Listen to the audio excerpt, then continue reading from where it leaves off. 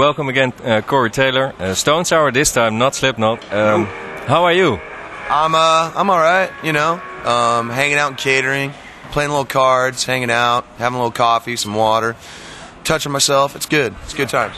It's kind of warm, isn't it? Well, you know, only if you're. Well, yeah, it is. I guess it is warm. Yes, it is. Well, let's talk about the new Stone Sour album. It shows your ambition to grow every album because it's like 10 times more. Well, let's say just the easy way, better than the first one, which wasn't even bad, was it? No, absolutely. I'm so proud of this album, man. You know, when it was done, I was like, oh my God, this is us? Is this us, really? Like, I was proud of everybody on it. I was proud of the music. I was proud of just everything, man. The songs are better. The performance is better. The production is better. Like, everything is just so much. It shows what a second album should be. Yeah. Really, I mean, honestly, you start with the first one, you figure out kind of what you want to do, and then you just go for it, you know. And that's what we did. And the best thing is that Stone Sour is meant to be something completely different from Slipknot. The first time you could hear, especially by voice and sometimes the riffs, etc., you couldn't hear that there are some member of Slipknot also.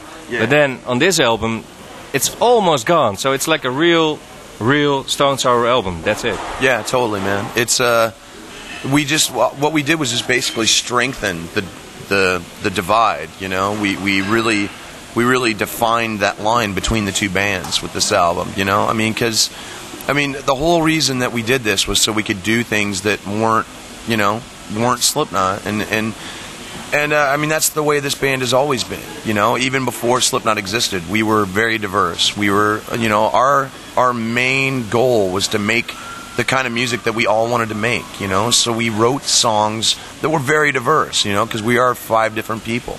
And it just feels really great.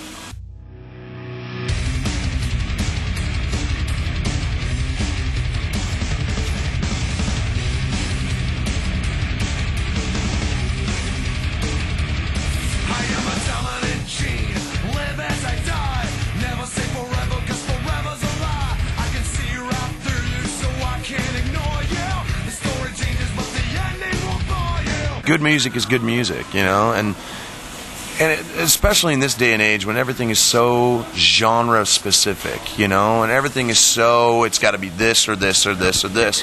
We really fill in the middle ground, you know. I mean, we've never put ourselves into a box. We've never allowed ourselves to be boxed in by anything. We just do our thing and we enjoy it, you know. And it's a mentality that's sadly lacking these days, man. But, you know, what are you going to do?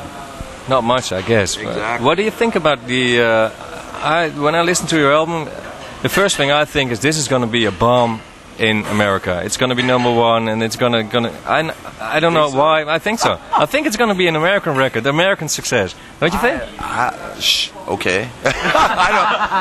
You shouldn't say no to it. Well, I try not to think about stuff like that, you know? I mean, it makes me nervous.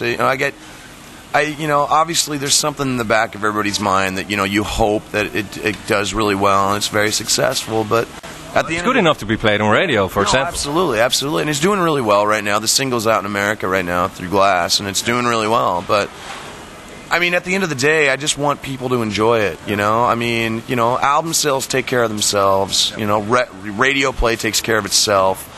At the end of the day, I just want people to really dig the music, and I want people to really enjoy what we do. You know, if that happens, then everything else takes care of itself. Yeah. You know, so you know, money. You know, if the money comes, it comes. But you know, as long as I can take care of my kids and you know, and make my house payments, you know, I'll do this. You know, as a part-time gig. It's just.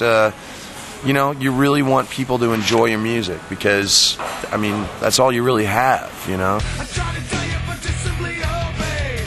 They didn't listen, so they threw you away. Now all you do is talk. I don't want to hear your bull.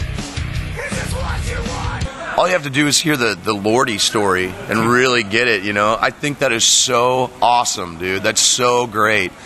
And it's a sign of the times, you know? People are over the plastic music. They're over the corporate music. They're over the company bought cheekbone bullshit music, if I can say that. You know, it's just it's sad, man. Like, so many people these days are so convinced that everything that comes out is packaged, that people have stopped trusting it, you know? They want something that they help build. And that's really what we are all about. I mean, we wouldn't be anything without our fans. And our fans have helped us get where we are. And look at Lordy, you know? People went out, you know, they came out of the woodwork and they're like, "We want Lordy." And I'm like, wow, that's so cool, you know? The zombie band got it, you know? And that's just a sign of the times. People, it's so refreshing to see that people can still stand up and have their voices heard.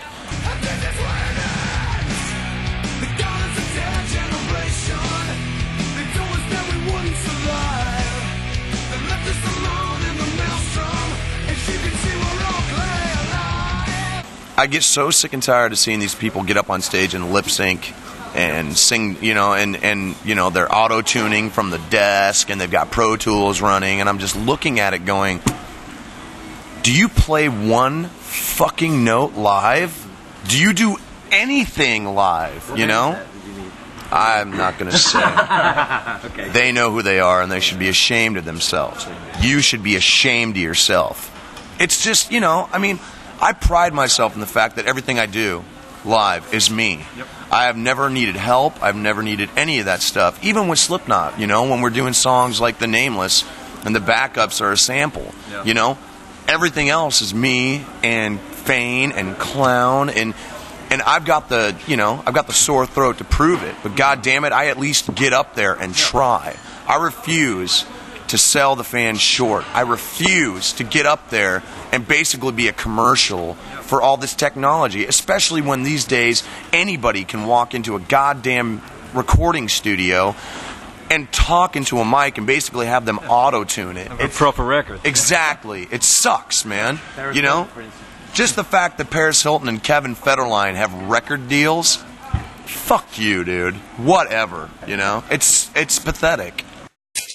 I wrote a song about Bush because, well, first of all, when Bush started pulling his shit, I kept waiting for someone to call him on it. I kept waiting for someone more popular than me, maybe more smarter than me. I kept waiting for somebody to say it, and nobody did. And it finally got to the point where it's just like, well, if nobody else is going to say it, then I'm going to say it. People in my country, and I love my country, don't get me wrong, but I'm really embarrassed by a lot of the stuff that goes on. I mean, the way the French were treated, the way we basically used terror as a reason to go in and liberate Iraq, you know, more like liberate the oil lines, you know, and it's basically made us, you know, public enemy number one in the whole world. It's not like we have that, you know, that great of a rep to begin with, you know. It could go worse. That's what he proved. It could be very worse. But at the same time, how much worse could it get before they just, you know? I mean, it's sad, you know. And people in my country are so quick to give up a little more of their freedom just to feel safe. It should be the other way around, you know. And what I still think is strange that he was elected for the second time. And it's still strange. That just shows you how many stupid people live in America. Trust me, I was in Japan when it happened, and I was so mad I started throwing shit at my television. I was like, no! The good thing is there won't be a third time. Exactly. Well, you never know, man. You never know. I mean, they've overturned so many constitutional amendments. You know, all I know is that if he tries any of that, I will go to Washington personally, pull him out of his little stupid house, and beat him senseless with my fists.